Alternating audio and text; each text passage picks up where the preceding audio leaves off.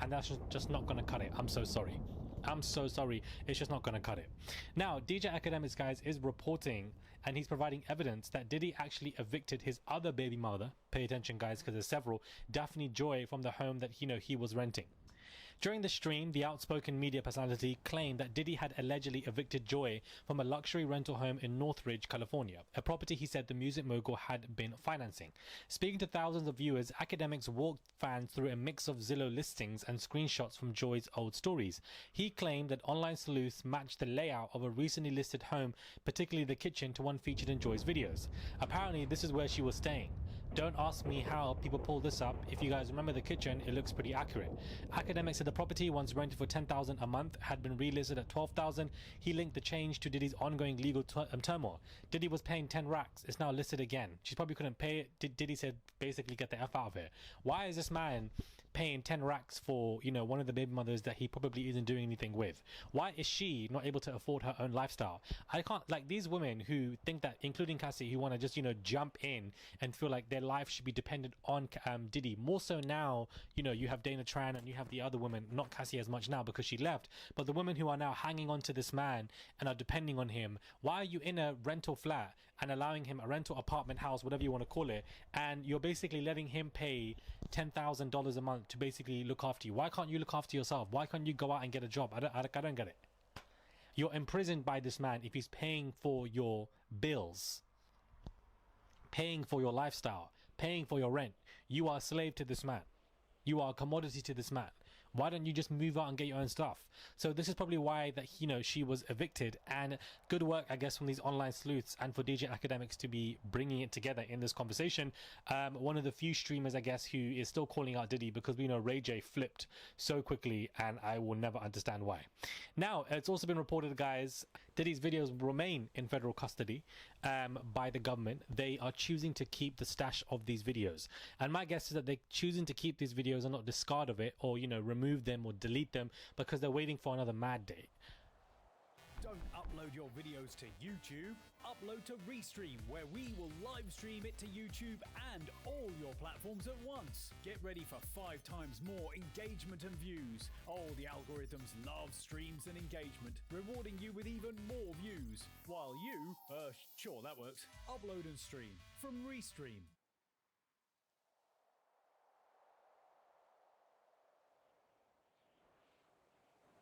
I lost 110 pounds. You couldn't tell at all because of my excess skin. So Novella changed that. Introducing the new Lifty X, the just one visit total body transformation. I decided. The prosecution are definitely going to try to pin more things on Diddy to keep him in jail. Similar things happened to Harvey Weinstein, where whilst he was in prison, he was still facing future criminal proceedings for things that were completely unrelated. The government are definitely planning to get this man pinned down for other stuff, and in my opinion, the man is guilty of RICO and trafficking, but of course the prosecution messed that up. Just power gone awry. He's going to have to register as a sex offender. And he'll probably have to do that for 10 years.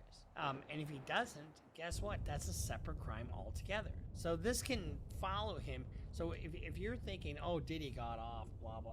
Well, his lawyers did a good job. And, he still has the right to appeal his conviction and his sentence. And it ain't going to go anywhere because the evidence of the Mann Act violations were overwhelming. He's now tagged with 2 felonies. He's not free to go about and do what he wants to do. For the next, 89 months or thereabouts, he's going to be under the control of the federal government. And that's no little thing for a guy like this. Bruce Rivers, he's the criminal lawyer. Bruce Rivers, he's the criminal lawyer. Bruce Rivers, he's the criminal lawyer. And what he do? And he's going to react to all the self-snitching. Hi, this is Bruce Rivers. Welcome to another fun-filled episode of Criminally Reacts. I'm Bruce Rivers with probably the last Diddy update. Jesus Christ.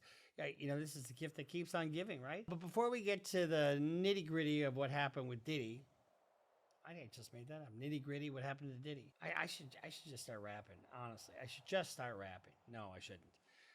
Anyway, before we get to that, this is brought to you by, what are we brought to you by? AskALawyer.com.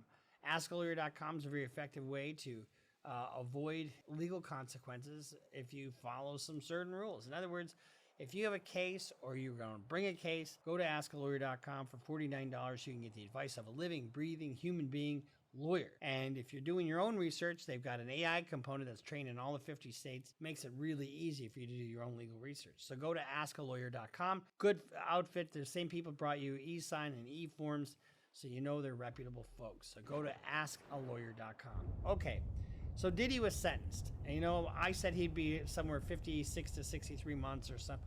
And I thought maybe even 70 months. Well, the judge gave him 50 months. Let's kind of calculate. I got my handy dandy calculator right here. Let's calculate what that would mean.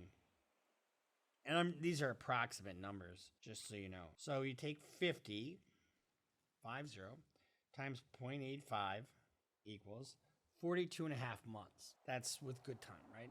And then he's already done 13 months, roughly. And so that means 29 and a half months that he still has left to serve. Now, he'll probably serve 6 months of that in a halfway house.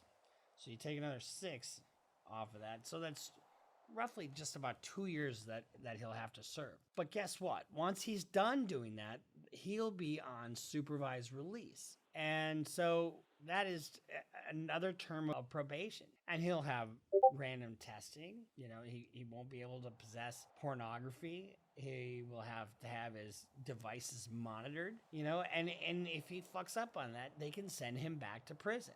He was sentenced to 50 months, and we kind of calculated what the actual time that he has to serve. And he got 5 years supervised release. That means he's on probation for 5 years after he gets out. And if he fucks up on that, he can go back to prison. And then the judge also gave him a $500,000 fine, you know, which he's got plenty of money, so that's not going to be an issue for him. The Land of Darkness is a unique place. It's comprised of a spiritual energy and a physical energy. It is a place that you can go and visit, provided somebody will show you the way. I'm personally still confused. It's a place that I can go to. Is it a planet? Yes. So here's the long and short of it. I mean, this is not a light sentence for Diddy at all. I mean, most people who go through this, the Mann Act, you know, just prostitution across state lines, they don't have all the other conduct that Diddy was involved in, but they don't have a heavy sentence.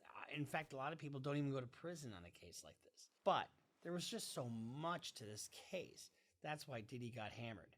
Not because of who he is, but because of the prolific nature of what the fuck he did and who he did it to. You know, there were victim impact statements, both impact statements from both the victims, and Diddy created his own video. So let's take a look at this. Now, I've heard on a number of newscasts, they're saying, oh, it's really uncommon to, I've done this plenty of times. You know, I had a gun case where my client was sending, you know, some firearms to the cartel. You know, he owned a restaurant up north, and he got bullied by these cartel members who went to his home in Mexico where his mother was, and they said these men are here and there's 14 guys in pickup trucks, and they're ready to kill his mother. And so he shipped some weapons and down to Colorado, and they got busted, and then he wound up holding the bag for it. Well, he didn't snitch, but I wanted to get a departure because this was coercion. This was absolute coercion. And so we did a whole video series on his business, because he owned a restaurant, and his family, his wife, and his kids, and what his life was really like, you know, and it was effective. So when I hear people talk about this is just unheard of, it's not unheard of. We've done that plenty. What you've given to the world, I don't think you know, man. When my baby cries. You gotta give her a bottle then. Know that you mean something to people. Know that you mean something to people. Like you live somewhere in people's heart. Oh, it's so cute. He's with his children. He's just beautiful. Isn't it just beautiful? But, you know, right off camera that you can see, there's 10,000 bottles of baby oil.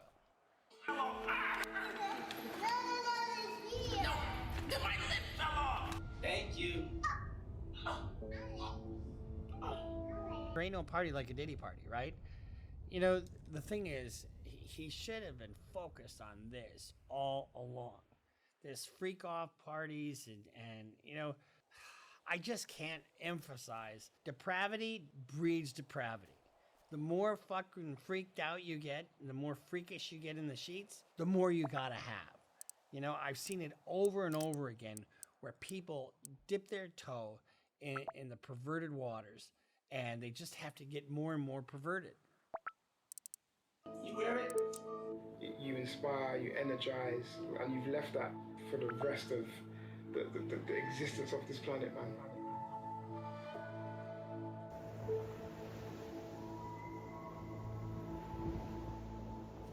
Oh, he and his baby just on the beach. Oh, he couldn't have done anything like this.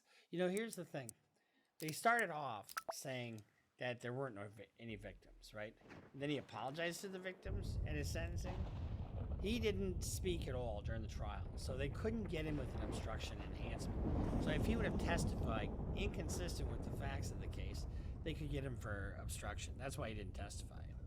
So Robert just raised the query. It seems just odd that you would just do something like this with it. No, this is exactly what the defense lawyer should have done.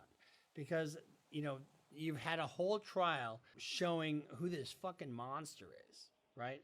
And there hasn't been any character evidence because, you know, when you have shit like this, you don't want to put character evidence on because guess what? That opens the door for the prosecutor to put on negative character evidence. And believe me, there were plenty other people to piss all over him, for lack of a better word, to use an R. Kelly reference. So this is what you want to do. I mean, honestly, I think this shows him in a different light. One thing about great producers is they make you want to do better and be better about what you do. And he made me feel like I could do anything and go anywhere.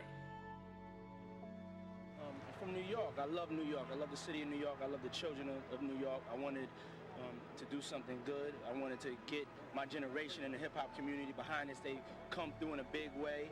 And we wanted to raise some money for the children of New York City for health and education. We have a huge education crisis. And, you know, this is just a start. It's something we're going to be. This is who he should have been. But, you know, power corrupts. Absolute power corrupts absolutely. You listen to somebody who's got everything. You know, he's got $1 billion. He's got all these endorsements. And he's probably getting bored with life. I'm untouchable. I'm the king. You know, I'm Caligula. I make these men have sex with my woman, which I never fucking understood. Why would you do that? It just seems fucking gross. You know, but I think, you know, I had a buddy and he had this woman that said, I would do anything for you. I love you so much. And he would make her do stuff, you know, that is just so depraved.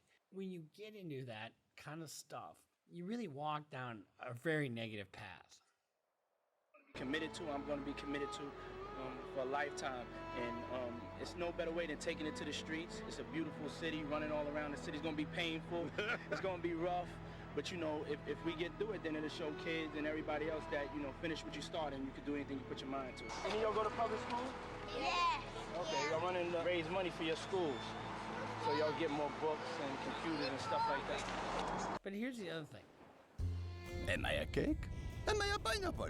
At this size, who cares? Hours of culinary mastery wasted on the smallest of screens. This is a very well-produced video, right?